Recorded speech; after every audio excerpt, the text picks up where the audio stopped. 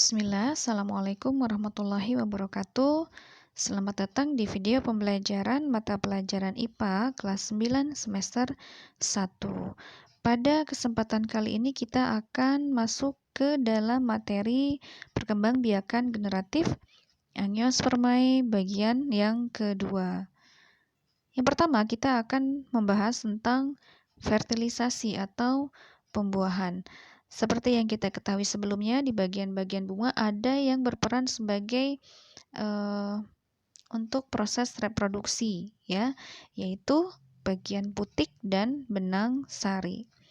Kita lihat untuk bagian benang sari sebagai alat kelamin jantan, dia menghasilkan serbuk sari. Nah, serbuk sari ini terdiri dari satu buah inti generatif dan satu buah inti vegetatif. Lalu serbuk sari ini dia akan jatuh ke kepala putik, menempel pada bagian polen. Nah, inti sel generatif dia akan membelah menjadi dua buah sel sperma. Satu sel sperma dia akan membuahi sel telur atau ovum. Hasilnya yaitu zigot. Sedangkan satu sel sperma yang lain dia akan membuahi inti kandung lembaga sekunder menjadi endosperma atau cadangan makanan. Sedangkan inti sel vegetatif dia berperan sebagai penuntun gerak tumbuh bulu serbuk sari ke bakal biji, ya. Nah, berikut adalah rangkuman atau inti dari fertilisasi yang sudah diceritakan tadi, ya. Bahwa serbuk sari memiliki inti generatif dan vegetatif, lalu serbuk sari menempel di kepala putik yang sesuai, lalu serbuk sari akan menyerap air dan berkecambah, membentuk buluh serbuk sari. Buluh serbuk sari akan tumbuh dan bergerak menuju bakal buah melalui tangkai putik. Kemudian inti sel generatif akan membelah menjadi dua inti sel sperma, di mana satu inti sel spermanya akan membuahi ovum membentuk zigot, sedangkan inti sel sperma yang lain dia akan membuahi inti kandung lembaga sekunder membentuk endosperma atau cadangan makanan. Nah, inti sel vegetatif dia akan berperan sebagai penuntun gerak tumbuh buluh serbuk sari ke bakal biji. Nah, proses ini terjadi dua kali, makanya disebut dengan pembuahan ganda. Kita lanjutkan, yaitu tentang penyebaran biji. Penyebaran biji dilihat dari caranya dibagi menjadi 4 bagian, yaitu anemokori, hidrokori, zookori, dan antropokori. Kita lihat yang pertama yaitu anemokori. Apa itu anemokori? Anemokori adalah proses penyebaran biji dengan bantuan angin. Ciri tumbuhan yang dibantu dengan bantuan angin dalam penyebaran biji yaitu bijinya kecil, ringan, dan bersayap.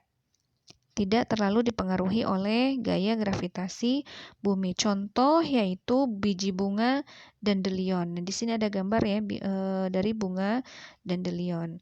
Kemudian yang kedua yaitu hidrokori, adalah proses penyebaran biji dengan bantuan air. Ciri tumbuhannya yaitu hidupnya di dekat perairan seperti pantai ataupun tumbuhan yang hidup di air seperti pohon kelapa dan bakau.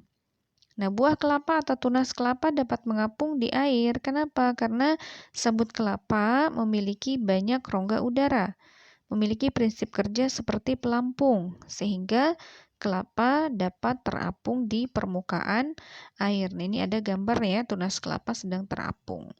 Kemudian yang ketiga yaitu zookori. Zookori adalah penyebaran biji dengan bantuan hewan. Nah, untuk zookori ini dibagi menjadi 4, yaitu entomokori, chiropterokori, ornitokori, dan mammokori. Nah, dari zookori ini kita lihat yang pertama yaitu entomokori, ya. Entomokori adalah penyebaran biji dengan perantara serangga. Contohnya pada tumbuhan wijen dan tembakau. Di situ ada gambar ya, serangga, semut, itu merupakan entomokori. Kemudian yang kedua yaitu chiropterokori, adalah penyebaran biji dengan perantara kelelawar. Contohnya yaitu jambu biji dan buah pepaya. Kemudian yang ketiga adalah ornitokori, yaitu penyebaran biji dengan perantara burung. Terjadi pada tumbuhan yang buahnya menjadi makanan burung, namun bijinya tidak dapat tercerna. Nah, biji tersebut nanti akan keluar dari tubuh burung bersamaan dengan kotoran burung. Contoh adalah tumbuhan beringin dan benalu. Kemudian yang keempat dari zukori yaitu mamokori adalah penyebaran biji dengan perantara mamalia. Contohnya adalah hewan luwak yang membantu dalam proses penyebaran biji kopi. Yang keempat yaitu dari proses penyebaran biji adalah antropokori. Antropokori adalah penyebaran biji dengan bantuan manusia. Nah, ini bisa terjadi baik secara sengaja ataupun tidak sengaja. Yang terjadi secara tidak sengaja salah satunya yaitu biji melekat pada pakaian. Sedangkan contoh secara sengaja yaitu pada bidang pertanian, yaitu ketika menanam padi, jagung, dan lain sebagainya. Ini ada gambar biji suatu tumbuhan yang melekat di dalam pakaian ya, di permukaan pakaian. Kita selanjutnya yaitu perkecambahan. Perhatikan gambar berikut, di situ ada biji jagung dan biji kacang kedelai ya. Nah, kedua biji-bijian tersebut ketika disimpan lama, maka dia tidak akan tumbuh atau berkecambah. Kenapa? Nah, karena dia berada dalam masa istirahat atau dormansi. Apa itu dorman atau dormansi? Yaitu peristiwa pada saat biji mengalami masa istirahat, ya. Kita lanjutkan, sedangkan ini adalah gambar biji yang sedang berkecambah, ya. Nah, ketika berakhirnya masa dormansi biji adalah ketika biji mulai tumbuh menjadi tumbuhan baru yang disebut dengan tahapan perkecambahan. Faktor utama yang diperlukan untuk perkecambahan adalah ketercukupan air. Jadi, ketika biji akan tumbuh, maka harus ada ketercukupan air.